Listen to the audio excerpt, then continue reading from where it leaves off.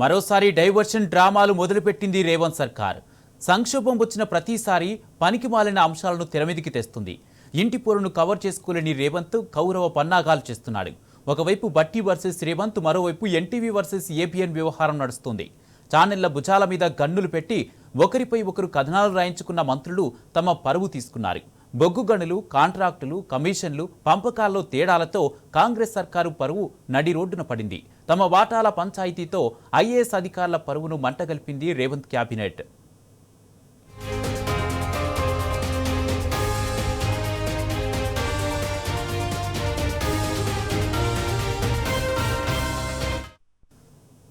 ఇదే అంశానికి సంబంధించి పూర్తి అప్డేట్స్ మా ప్రతినిధి కిరణ్ తెలంగాణ భవన్ నుంచి లైవ్ ద్వారా అందజేస్తారు.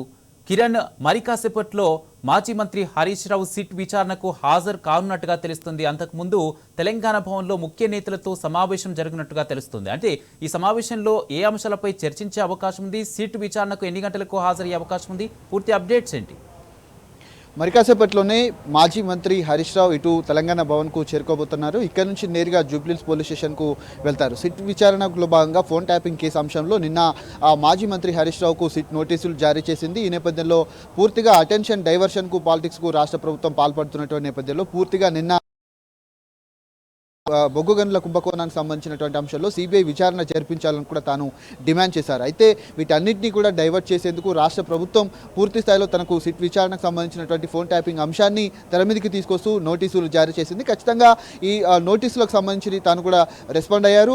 ఆ విచారణకు నేను హాజరవుతాను, ఖచ్చితంగా ఉన్నటువంటి వాస్తవాలన్నింటినీ కూడా వెల్లడిస్తాను కూడా చెప్పారు. మరి కాసేపట్లో తన నివాసం నుంచి తెలంగాణ భవన్కు చేరుకుంటారు. బీఆర్ఎస్ వర్కింగ్ ప్రెసిడెంట్ కేటీఆర్ కూడా తెలంగాణ భవన్కు చేరుకొని ఇక్కడ ఉన్నటువంటి సమావేశంలో పాల్గొన్న తర్వాత ఇక్కడ నుంచి నేరుగా ఆ సిట్ విచారణకు హాజరు కాబోతున్నారు. ఇప్పటికే పార్టీ నేతలంతా కూడా తెలంగాణ భవన్కు చేరుకుంటున్నటువంటి నేపథ్యంలో మనతో మాట్లాడడానికి తలసాని సాయికిరణ్ గారు మనతో పట్టినారు.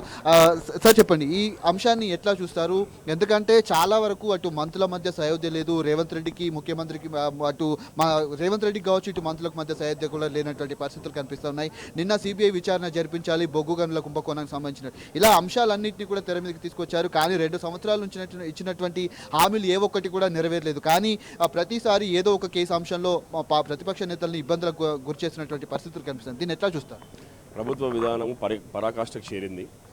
ఈ నిబంధనల వల్ల మాకు రెట్టింపు ఉత్సాహం రావడం తప్ప ఇంకా మీరు చేసేది ఏం లేదు. ప్రజలలో అట్టర్ ఫెయిలియర్ అయిన గవర్నమెంట్ ఏదైనా ఉందంటే ఇన్ని సంవత్సరాలలో ప్రజలు చూసింది ఈ రేవంత్ రెడ్డి గారి ప్రభుత్వము. వాళ్ళకి మధ్య పంపకాల ఇష్యూలు ఉన్నాయి. వాళ్ళు మంత్రులు ఎమ్మెల్యేలు కొట్లాడుకునే పరిస్థితిలో ఉన్నారు. వాళ్ళు చేసుకునే మధ్యలో పబ్లిక్ని డైవర్ట్ చేయాలి, డైవర్షన్ పాలిటిక్స్ చేయాలని మీరు మొదటి నుండి తీసుకుంటే ఒకసారి కాళేశ్వరం అంటాడు, ఓ వారం రోజులు ఫార్ములా ఈ రేస్ అంటాడు, ఒక వారం రోజులు ఫోన్ ట్యాపింగ్ అంటాడు. దేనివల్ల ఏమి ఒరిగేదేమీ లేదు. ఇక్కడ ప్రజానికము ముమ్మాటికి మా వైపు ఉన్నారు, బీఆర్ఎస్ వైపు ఉన్నారు. సో ప్రజలకి నీతివంతులు ఎవరో తెలుసు, దుర్మార్గులు ఎవరో తెలుసు, కరప్టెడ్ ఎవరో తెలుసు. మిమ్మల్ని ఎవరినైనా తీసుకోండి, మీ దగ్గర ఉన్న ప్రతి ఎమ్మెల్యే కానీ ప్రతి మంత్రి కానీ ఏదో కుంభకోణంలో 2 సంవత్సరాలలో ఇరుకున్న పరిస్థితి. మేము 10 సంవత్సరాలు పరిపాలన చేసిన తర్వాత మీరు దోలాడది ఏం దొరకదు. కోడి పైన ఈ విధంగా వీళ్ళు ప్రయత్నిస్తున్నారు. ఏమి జరిగేది ఏమి ఉండదు. ఇక్కడ ముమ్మాటికి తెలంగాణ ప్రజానికం అందరికీ జరిగిన 10 సంవత్సరాలలో బ్రహ్మాండమైన పాలన చూసినారు. వాళ్ళకి ముమ్మాటి నమ్మకం మా పైన.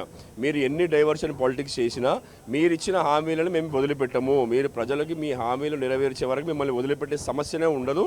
మీరు ఎంత అణిచివేద్దామని చూస్తే మేము అంత రెట్టింపు ఉత్సాహంతో ముందుకు వస్తాం. ఇప్పుడు చాలా వరకు అనేక అంశాలపైన ప్రతిరోజు మాట్లాడడం జరుగుతుంది. నిన్న ఇచ్చినటువంటి బొగ్గు గనుల కుంభకోణానికి సంబంధించినటువంటి సిబిఐ విచారణ కావచ్చు, మొన్న రేవంత్ రెడ్డి వ్యాఖ్యలు కూడా ఇష్టానుసారంగా బీఆర్ఎస్ గద్దలను కూల్చాలి, పార్టీని మొత్తం 150 మీటర్ల లోతున పాత్ర పెట్టాలి అంటూ కూడా కొన్ని వ్యాఖ్యలు చేశారు. వీటన్నిటిపైన పార్టీ నేతల నుంచి కూడా పెద్ద మొత్తంలో ఖండించడం జరిగింది. వాళ్ళ బూమరాంగ్ అయినటువంటి పరిస్థితి రేవంత్ రెడ్డి కనిపిస్తుంది. కానీ ఈ అంశాన్ని రాజకీయ కుట్రలో భాగంగానే ఆ సిట్ నోటీసులు జారీ చేసింది అనుకోవచ్చా? తప్పకుండా రాజకీయ దురుద్దేశమే ఉంటుంది, డైవర్షన్ ఉంటుంది. ఇందులో ముఖ్యమంత్రికి తానే హోంమంత్రి ఉండి వైలెన్స్ని పెంపొందించే విధంగా దాన్ని మాట్లాడడం అనేది దుర్మార్గం. తానే హోంమంత్రి అని మర్చిపోయాడు, ముఖ్యమంత్రి అని మర్చిపోయి గద్దెలు దించేస్తామంటే మీ ఆఫీసులు కూల్చే పరిస్థితి వస్తుంది. మీరు ఏదైనా ప్రజలకు చేయాలనుకుంటే మేము ఇది చేయగలుగుతాము, ఇది చేయలేము అని ఒప్పేసుకోండి. అంతేగాని మీరు డైవర్షన్ పాలిటిక్స్ చేస్తే ప్రజలు అంత అమాయకులు కారండి. మొన్న కూడా 2 ఛానళ్ళని రూమ్లో పెట్టుకొని కొట్టుకోమంటాడు. అది మాట్లాడే పద్ధత? ఒక ముఖ్యమంత్రి ఒక 2 ఛానళ్ళను కూర్చొని వాళ్ళ చైర్మన్ కూర్చొని కొట్టుకోవాలా? అంటే మీకు ఈ పేగుల మెడలు వేసుకున్నాడు, తొక్కి నారదీసుడు, ఈ కొట్లాటలు, మీరు హోంమంత్రి అని మర్చిపోతున్నారు, ముఖ్యమంత్రి అని మర్చిపోతున్నారు. మీ పైన కూడా కోర్టుకు వెళ్తాం, 100% కోర్టుకు వెళ్తాము, మీ పైన కేసు ఎఫ్ఐఆర్ నమోదు చేసేలాగా కూడా పోరాడతాం. మీరు రోజుకి మితిమీరిపోతుంది మీ భాషతో పాటు మీ యాక్షన్స్ ఏందండి? మీరు ఏం చేస్తారో చెప్పండి. సంక్రాంతి వచ్చింది పోయింది, ఏమి లేదు, రైతు బంధు లేదు, రైతు భరోసా లేదు. ఇప్పుడు బొగ్గు గనుల దాని గురించి ఏదైతే ఇబ్బంది జరుగుతుందో దాన్ని డైవర్షన్ చేయడానికి మా హరీష్ రావు గారి పైన నోటీస్ పంపించడం జరిగింది. ఎదుర్కొంటాం, లీగల్గా ముమ్మటికి ఎదుర్కొంటాం. ఇది వారు చెప్తున్నటువంటి పరిస్థితి కనపడుతుంది. మాజీ కార్పొరేషన్ చైర్మన్ వాసవిరెడ్డి గారు ఉన్నారు. ఎట్లా చూస్తారు హరీష్ రావుకు నోటీసులు ఇవ్వడాన్ని? ఎట్లా చూస్తారు? ఎందుకంటే నిన్న రాత్రి వరకు కూడా సిబిఐ ఎంక్వైరీ జరగాలని నిన్న మధ్యాహ్నం తాను మాట్లాడడం జరిగింది. కానీ ఈ అంశంలో మాత్రం అటెన్షన్ డైవర్షన్కు పాలిటిక్స్కు పాల్పడుతున్నారు అనుకోవచ్చా? ఎట్లా అనుకుంటున్నారు? ఈ నోటీసుల పైన మీ స్పందన? 100% ఈ రాష్ట్ర పడుతున్నట్టు స్పష్టంగా కనిపిస్తూ ఉన్నది. మరి లేకపోతే నిన్న మధ్యాహ్నం మా నాయకుడు హరీష్ రావు గారు ప్రెస్ మీట్ పెడతాడు, సాయంత్రం నోటీస్ ఇస్తారు. దీంట్లో అంతర్యం ఏంది? ఇది డైవర్షన్ పాలిటిక్స్ కాకుండా ఇంకొకటి ఏంది? ఇలా ఈ రాష్ట్ర ప్రభుత్వం వాటాల పంచాయతీ నడుస్తూ ఉన్నది రాష్ట్రంలో. ఇలా మేము చెప్పడం కాదు, స్వయంగా మీకు అనుకూలమైన పత్రికల్లో రాయించుకున్నారు. మీ మంత్రులే వాటాల కోసం కొట్లాడుకున్న పరిస్థితులు అనేకం కళ్ళ ముందు కనిపించినాయి. సో వాటి గురించి మాట్లాడితే జీర్ణించుకోలేక ఎక్కడ ఈ చర్చ రాష్ట్రంలో ప్రజలలో వెళుతుందో అని చెప్పి దీని నుంచి వెళ్ళి డైవర్షన్ చేయడానికి, దీని నుంచి వెళ్ళి పక్కదారి పట్టించడానికే ఈ యొక్క నోటీస్ ఇచ్చింది. అయినా ఈ నోటీస్కి సంబంధించి గతంలో కూడా ఇదే హరీష్ రావు గారి మీద ఒక వ్యక్తి ఫోన్ ట్యాపింగ్ అయిందని చెప్పి కేసు పెడితే దాంట్లో ఏం లేదని హైకోర్టు క్యాష్ పిటిషన్ తోసిపుచ్చింది. అదేవిధంగా సుప్రీంకోర్టు కూడా దాన్ని డిస్మిస్ చేసింది కేసును. మళ్ళీ ఈ కొత్తగా మళ్ళీ నోటీసులు ఇవ్వడంలో అంతర్యం ఏంటో తెలుస్తలేదు. ఇదంతా కూడా కక్షపూరితంగా కావాలని ప్రతిపక్ష పార్టీని టార్గెట్ చేస్తూ ఒక పక్క కేసీఆర్ గారిని కాళేశ్వరం పైన, మరో పక్క ఫార్ములా ఈ కార్ రేస్ పైన కేటీఆర్ గారి పైన, ఇప్పుడు ఈ యొక్క ఫోన్ ట్యాపింగ్లో హరీష్ రావు గారి పైన లేనిపోని రాద్ధాంతం చేస్తూ ఇలా కాంగ్రెస్ ప్రభుత్వం కావాలని మాజీ మంత్రి హరీష్ రావు గారి మీద చేస్తున్నది ఒక డ్రామా. ఈ యొక్క డ్రామాను తెలంగాణ ప్రజలు గమనిస్తూ ఉన్నారు. ఈ అటెన్షన్ డ్రామాను చేస్తున్న విషయాలన్నింటినీ కూడా ఇలా వాస్తవంగా నిజంగా ఫోన్ ట్యాపింగ్ అయ్యి ఉంటే మరి సిట్టు 2 సంవత్సరాల విచారణ చేస్తున్నది కదా. ఒకరి విషయం ఏమేమి విచారించారో బయట పెట్టండి. సిట్టు ఎందుకు అధికారికంగా బయట పెడతలేదు? ఒక ప్రెస్ మీట్ పెట్టిందా? లేకపోతే విచారించిన వారను వీళ్ళకి చెప్పిండ్రు, కిరణ్ చెప్పిండు, మా దగ్గరికి వచ్చి చెప్పిండా? ఎక్కడ ఆధారం లేవు కదా. ఇలా ఏ రాష్ట్ర ప్రభుత్వమైనా ఏ కేంద్ర ప్రభుత్వమైనా సందర్భానుసారం ఒక నిఘా వ్యవస్థ ఉంటుంది. అది చట్టానికి లోబడి పనిచేస్తుంది. గతంలో బీఆర్ఎస్ సర్కార్ హయాంలో కూడా కేసీఆర్ గారి నాయకత్వంలో చట్టానికి లోబడి మాత్రమే ఇవాళ ఫోన్ ట్యాపింగ్ జరిగింది తప్పితే చట్ట పరిధిని అతిక్రమించి ఎవరి ఫోన్ ట్యాపింగ్ చేయలేదు. ఎవరి యొక్క భార్య భర్తల ఫోన్ ట్యాపింగ్ అయినాయి అని, ఇంకేదో ఫోన్ ట్యాపింగ్లు అని, ఇది కక్ష కావాలని కాంగ్రెస్ ప్రభుత్వం మిగతా పార్టీ నాయకులు ప్రతిపక్ష పార్టీ మీద బుర్రజల్లే కార్యక్రమం తప్పితే దీంట్లో ఏది పసలేదు అనేది చాలా సందర్భాల్లో తేలింది. ఇప్పుడు కూడా తేలబోతా ఉన్నది. 2 ఏళ్ల పాలనను ఎట్లా చూస్తారు? ఉన్నటువంటి కేసుల పూర్వపరాలు ఎట్లా చూస్తారు? ఎందుకంటే ప్రతిపక్ష నాయకులనే టార్గెట్ చేస్తూ గత ప్రభుత్వాన్ని నిందించడే లక్ష్యంగా పెట్టుకుంది. ఎక్కడికక్కడ పేర్ల మార్పు తప్ప రాష్ట్ర ప్రభుత్వంలో ఎక్కడ కూడా కనిపించినటువంటి అభివృద్ధి కార్యక్రమాలు ఎక్కడ కనిపించట్లేదు. కేవలం ప్రతిపక్ష నేతల్ని ఇబ్బంది పెట్టేటువంటి కుట్రలో భాగంగానే ఇలాంటి నోటీసులు జారీ చేస్తున్నారు అనుకోవచ్చా? మీరేం చెప్తారు? ఇప్పుడు 2 సంవత్సరాల్లో చేసింది ఏం లేదు. ప్రజలకు ఇచ్చినటువంటి హామీలని అమలు చేయలేక, ఆ వైఫల్యాలని, ఆ ప్రజలకు ఇచ్చినటువంటి హామీలని నెరవేర్చే చేతగాక అసమర్థతని కప్పిపుచ్చుకోవటానికి ప్రతిపక్ష నాయకుల్ని, ముఖ్యంగా టీఆర్ఎస్ పార్టీ నాయకత్వాన్ని నిరంతరం వేధించడము, నిరంతరము రాజకీయ కక్షపూర్వం తప్ప ఇంకేమీ లేదు.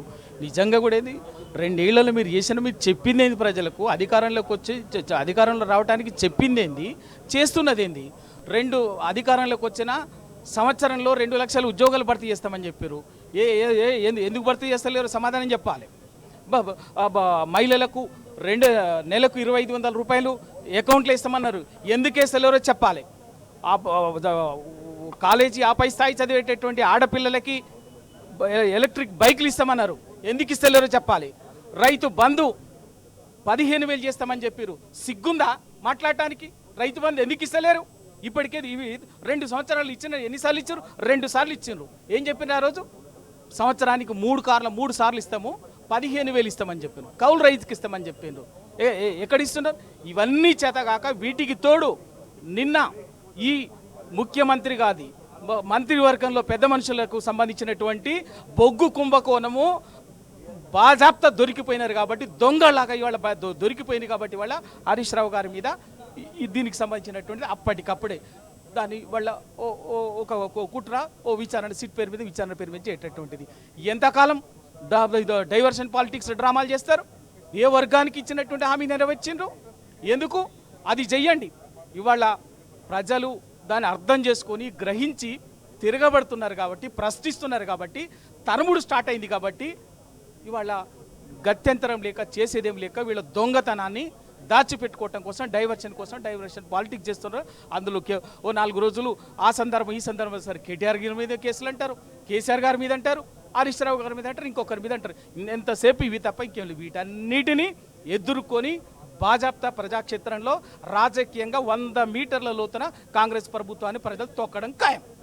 చెప్పినటువంటి పరిస్థితి కనబడుతుంది. పూర్తిగా రాష్ట్ర ప్రభుత్వం కావాలనే ఇటు ఇచ్చినటువంటి 6 గ్యారెంటీలు ఏ ఒక్క గ్యారెంటీ కూడా అమలు చేయకపోవడానికి పైగా పూర్తిగా మాజీ మంత్రులను కావచ్చు, లేదంటే ప్రతిపక్ష నేతల్ని కూడా టార్గెట్ చేస్తూ సిట్ నోటీసులు కూడా జారీ చేస్తూ ఇచ్చినటువంటి హామీలను నెరవేర్చకుండా ఇష్టానుసారంగా ప్రవర్తిస్తుంది. ఖచ్చితంగా ఈ కేసు విచారణను కూడా ధైర్యంగా హరీష్ రావు ఎదుర్కొంటారు. ఖచ్చితంగా రాబోయేటువంటి రోజుల్లో ఏదైతే మాజీ మంత్రి హరీష్ రావు కావచ్చు, అంతేకాకుండా రాష్ట్ర ప్రభుత్వాన్ని కూడా ఎండగట్టే విధంగా తన కార్యాచరణ కూడా ఉంటుందంటూ కూడా పార్టీ నేతలంతా కూడా చెప్తున్నారు. Vote studio. Right, thank you Kiran.